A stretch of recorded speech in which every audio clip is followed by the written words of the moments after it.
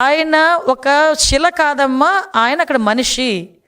ఆ దేవుడు మనిషి రూపంలో ఉన్న దేవుడు వెంకటేశ్వర స్వామి అని అంత నమ్మే ప్రజల మధ్యలోని అతనికి పెట్టే నైవేద్యం పెట్టే ప్రసాదాన్ని, లడ్డూ ప్రసాదాన్ని, ఇంకో అపచారం ఏంటో చెప్పనా, అయోధ్యకి కూడా ఆ లడ్డూనే పంపించారండి బాబు.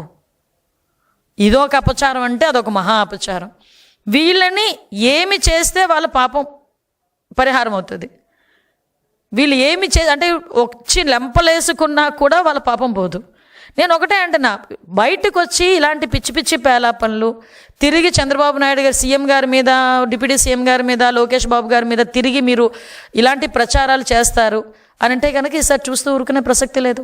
కంపల్సరీగా ప్రజల్లో ఒక చర్చ జరగాలి, ప్రజల్లో ఒక అవేర్నెస్ రావాలి.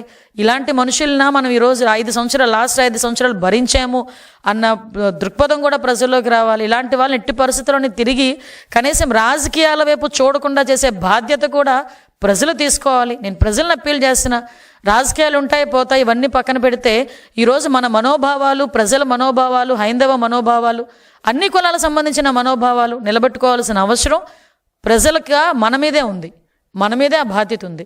దాన్ని ప్రజలందరూ కూడా గమనించాల్సిందిగా కోరుకుంటూ సెలవు తీసుకుంటున్నాను.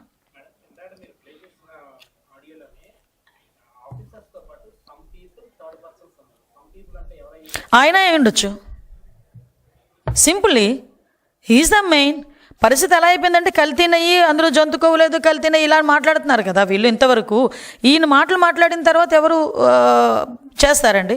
మీకు ఒకటే విషయం చెప్తున్నా, ఇప్పుడు ఏదైనా ఒక వ్యవహారం జరిగిందంటే హెడ్ ఆఫ్ ద ఇన్స్టిట్యూట్నే మనం ఫిక్స్ చేస్తాం, అది కామన్గా. ఫర్ ఎగ్జాంపుల్ ఇప్పుడు కల్తీ గురించే మాట్లాడుకుందాం.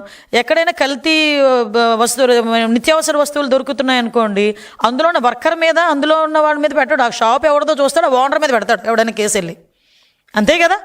అలాంటిది ఈరోజు అంత పెద్ద దేవస్థానం, కొన్ని వేల కోట్లు భక్తులు ఇచ్చిన సొమ్ముతో దేవదేవుని కొలుస్తున్నాము, దేవదేవుని సేవ చేసుకుంటున్నాము, ఆ ప్రసాదాలు తయారు చేస్తున్నాము.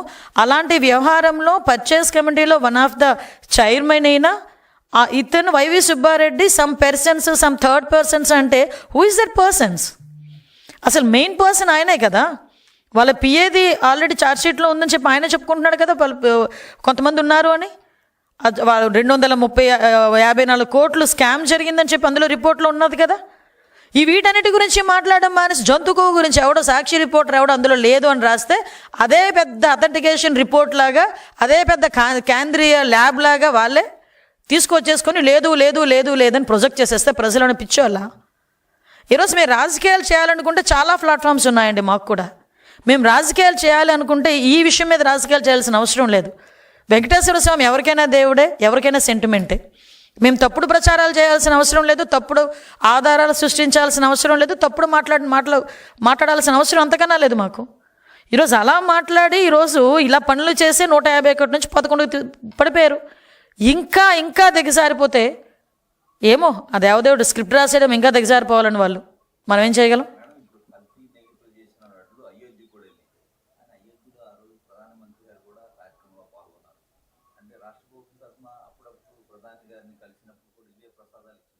అంతే కదండి. వెంకటేశ్వర స్వామి బొమ్మ తీసుకెళ్ళేవారు, మీకు గుర్తుందా? ప్రతిసారి ఒక షాలు, వెంకటేశ్వర స్వామి బొమ్మ, దాంతోపాటు ప్రసాదము, ఇదే ప్రసాదం తీసుకెళ్లారు.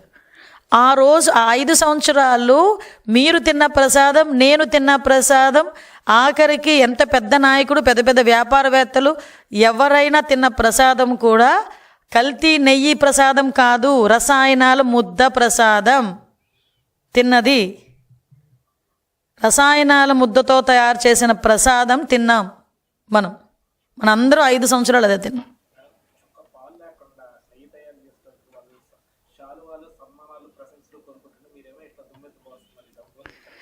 అంటే ఎలా నిజంగా ఒక్కొక్కసారి అప్పుడే ఈ నవ్వు ఆనందంతో వచ్చే నవ్వు కాదు, బాధతో వచ్చే నవ్వు. అంటే ఎంత కాన్ఫిడెంట్గా మాట్లాడతాడండి అబద్ధాలు కూడా. నన్ను శాలువాలు కప్పడం పోయి, నాకు దండలు వేయడం పోయి, నన్ను తిట్టరా, రోడ్డు మీదకి వచ్చి మాట్లాడమనండి. ఇప్పుడు నేను మళ్ళీ అడుగుతున్నా, క్వశ్చన్స్ అడుగుతున్నా. నేను నీ దగ్గర ఏ రిపోర్ట్ ఆధారంగా అందులో కల్తీ జరగలేదని చూపించి, ఒక్క రిపోర్ట్ చూపించమనండి. నేను 4 రిపోర్టులు చూపిస్తాను. నేను కల్తీ జరిగింది అని, జంతుకు ఉంది అని, ఒక్కటి చూపించమనండి లేదు అని చెప్పడానికి. ఎందుకు నోటి మాటతో?